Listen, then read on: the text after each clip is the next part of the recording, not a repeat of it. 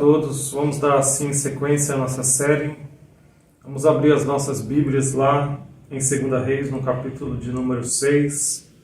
Nós vamos falar sobre o pecado, fazer guerra contra Deus, ou como o pecado é caracterizado ou mostrado nessa passagem como fazer guerra contra Deus. Vamos ler 2 Reis, no capítulo de número 6, a partir do versículo de número 8 até o versículo de número 23. Diz assim a palavra do Senhor. E o rei da Síria fazia guerra a Israel, e consultou com seus servos, dizendo: em tal e tal lugar estará o meu acampamento. Mas o homem de Deus enviou ao rei de Israel, dizendo: guarda-te de passares por tal lugar, porque os sírios descerão ali. Por isso o rei de Israel enviou àquele lugar de que o homem de Deus lhe dissera, e de que o tinha avisado, e se guardou ali, não uma nem duas vezes. Então se turbou com este incidente o coração do rei da Síria. Chamou seus servos, e lhes disse: não me fareis saber quem dos nossos é pelo rei de Israel? E disse um dos servos: não, ó rei meu senhor, mas o profeta Eliseu que está em Israel faz saber ao rei de Israel as palavras que tu falas no teu quarto de dormir. E ele disse: vai e vê onde ele está, para que envie e mande trazê-lo. E fizeram-lhe saber, dizendo: eis que está em Dotã. Então enviou para lá cavalos e carros e um grande exército, os quais chegaram de noite e cercaram a cidade. E o servo do homem de Deus se levantou muito cedo e saiu. Eis que um exército tinha cercado a cidade com cavalos e carros. Então o seu servo lhe disse: ai, meu senhor, que faremos? E ele lhe disse: não temas, porque mais são os que estão conosco do que os que estão com eles. E orou Eliseu e disse: Senhor, peço-te que lhe abras os olhos, para que veja. E o Senhor abriu os olhos do moço, e viu, eis que um monte estava cheio de cavalos e carros de fogo em redor de Eliseu. E como desceram a ele, Eliseu orou ao Senhor e disse: fere, peço-te, esta gente de cegueira. E feriu de cegueira conforme a palavra de Eliseu. Então Eliseu lhes disse: não é este o caminho, não é esta cidade. Segui-me, e guiar-vos-ei ao homem que buscais. E os guiou a Samaria. E sucedeu que, chegando eles a Samaria, disse Eliseu: ó Senhor, abre a estes os olhos para que vejam. O Senhor lhes abriu os olhos para que vissem. Eis que estavam no meio de Samaria. E quando o rei de Israel os viu, disse a Eliseu: feri-los-ei, meu pai. Mas ele disse: não os ferirás, ferirás tu os que tomastes prisioneiros com a tua espada e com teu arco. Põe-lhes diante pão e água, para que comam e bebam, e se vão para o seu senhor. E apresentou-lhes um grande banquete, e comeram e beberam, e os despediu, e foram para o seu senhor, e não entraram mais as tropas de sírios na terra de Israel. Então aqui nós temos um incidente relatado nas Escrituras, quando o rei da Síria, que já fazia guerra a Israel, ele tenta de alguma forma matar o rei de Israel, e ele sempre se frustra nos seus planos. Ele nunca consegue fazer aquilo que ele queria, que era sequestrar ou matar o rei de Israel, pois toda vez que ele tentava armar uma cilada, capturar o rei, ele era avisado, o rei de Israel era avisado por Eliseu. E nós vemos aqui esse ódio, essa guerra que este homem, o rei da Síria, fazia contra Israel. Nós lemos aqui no versículo de número 8 que ele fazia guerra, ou ele fazia uma contínua guerra, ele estava continuamente guerreando, ou tentando prejudicar, tentando destruir aquela nação, Israel, e o seu povo.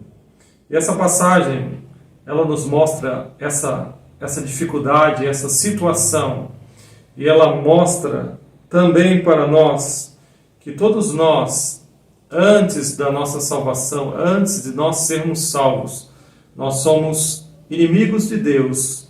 E como que nós podemos ser caracterizados? O que nos mostra? O que mostra para nós que nós somos de fato inimigos de Deus? Os nossos pecados. Porque os nossos pecados, eles fazem separação entre nós e Deus. É como se nós criássemos com os nossos pecados um muro intransponível, um muro enorme, muito alto, da qual nós não pudéssemos atravessar ou escalar. Os nossos pecados, eles fazem essa divisão entre nós e nosso Deus e nos torna os seus inimigos.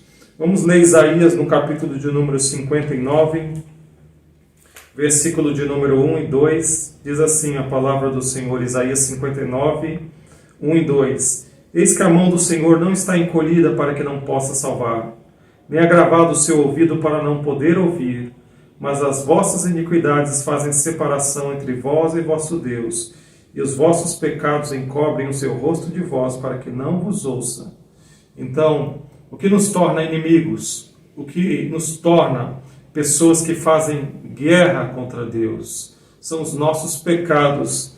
Aqui é dito que o Senhor, ele tem prazer em salvar, que ele não está com o seu ouvido prejudicado, que ele não está com sua mão encolhida, que ele pode estendê-la para nos ajudar, ele pode ouvir as nossas orações.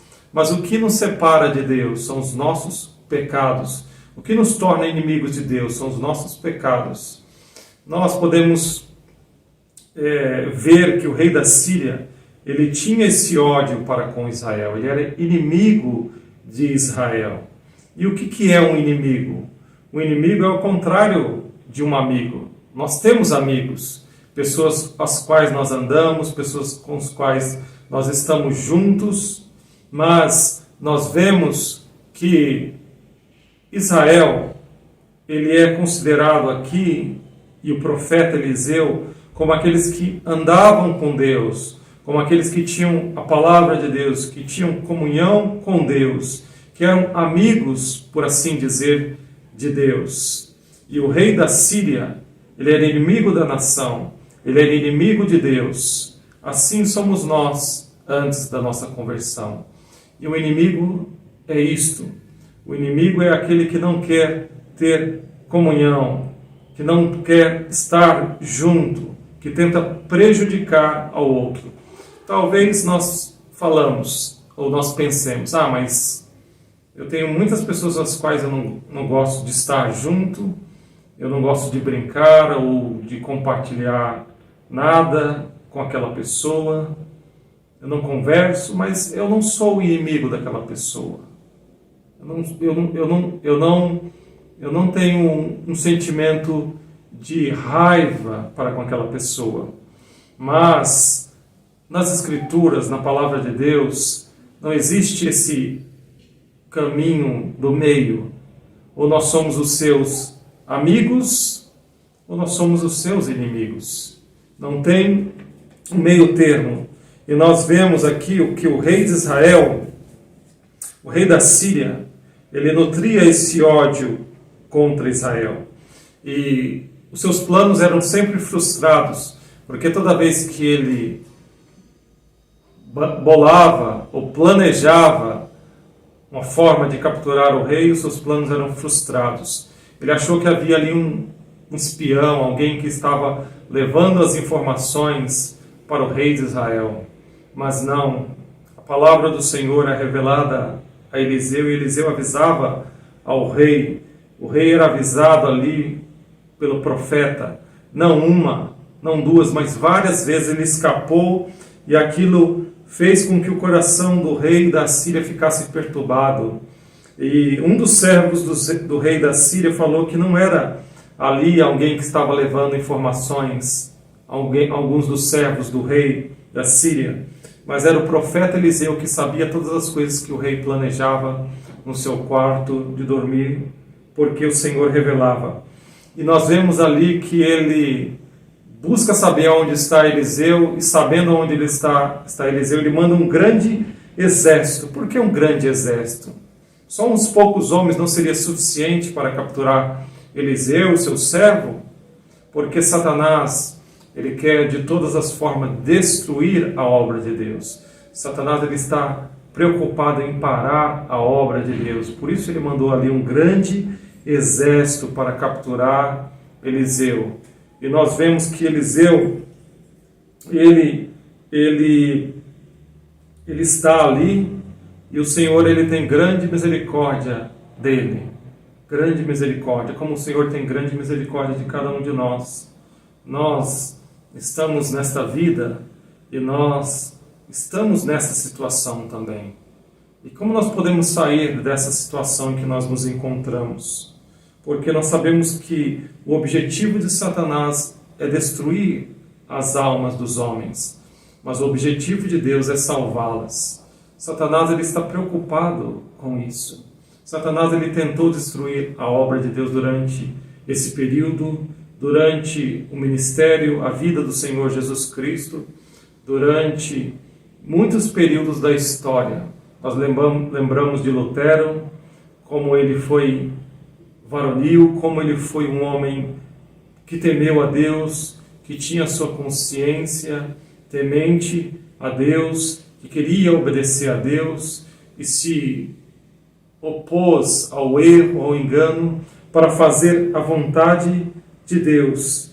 E nós vemos aqui que quando aqueles exércitos chegam ali, onde Eliseu estava, o seu servo, acordando muito cedo, viu aqueles exércitos já acampados para capturarem ali Eliseu nas primeiras horas do dia.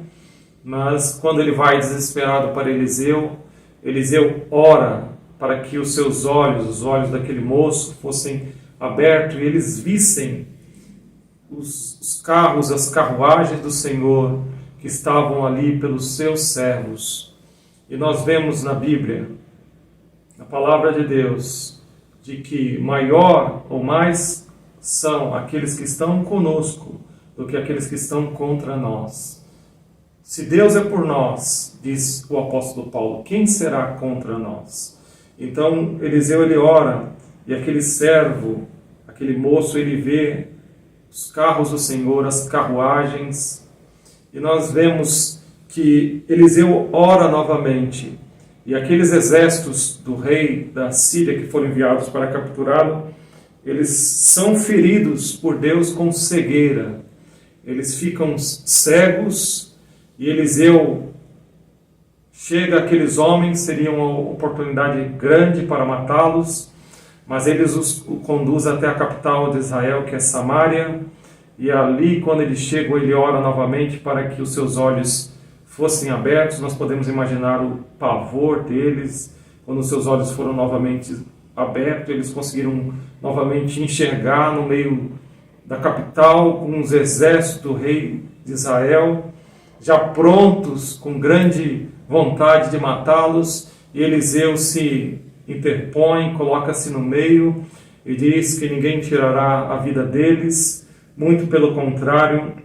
Nós vemos ali Eliseu fazendo com que aqueles homens eles tivessem um grande banquete, se alimentassem e depois voltassem para a sua casa em paz.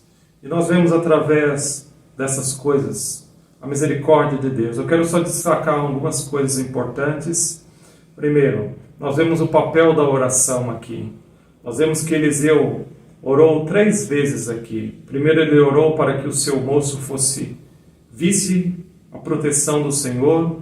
Depois ele orou para que aqueles exércitos fossem cegos. Quando ele os conduziu a Samaria, ele orou para que eles voltassem a ver. Nós vemos a importância da oração. Se nós queremos conhecer a Deus, nós devemos realmente saber pedir ao Senhor por salvação, por perdão. Se nós temos visto os nossos pecados, não é razão de desespero, não é razão de não termos esperança. Será que o Senhor vai ouvir a minha oração? Será que o Senhor vai me responder? Busque ao Senhor, ore com fé, peça fé a Ele. Segunda coisa que nós vemos aqui é o poder de Deus.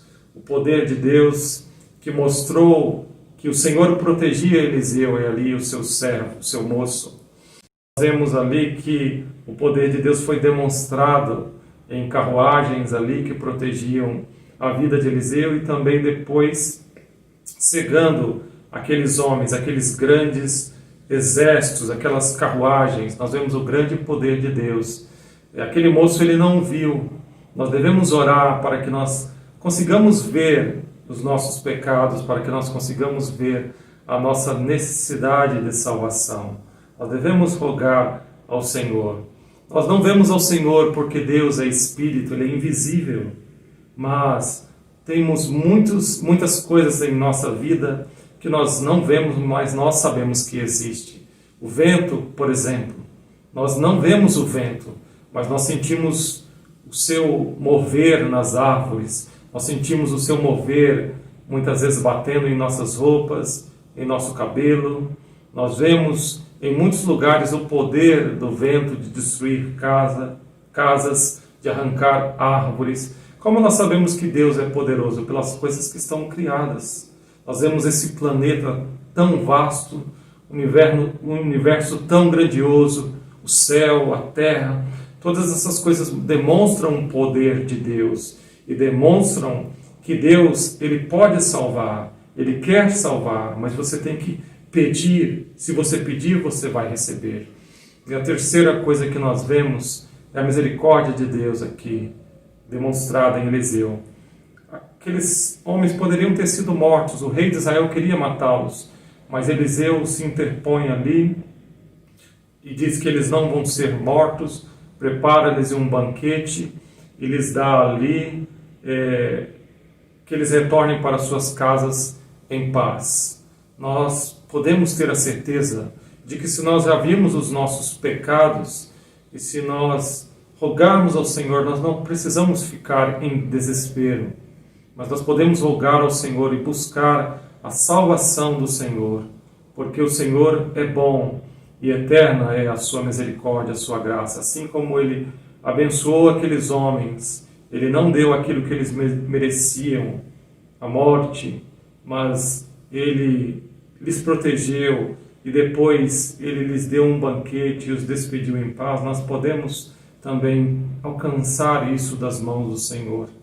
Nós vemos lá em Romanos, vamos ler em Romanos capítulo de número 5, versículo de número 10, diz assim a palavra do Senhor: porque se nós, sendo inimigos, fomos reconciliados com Deus pela morte de seu Filho, muito mais, tendo sido já reconciliados, seremos salvos pela sua vida.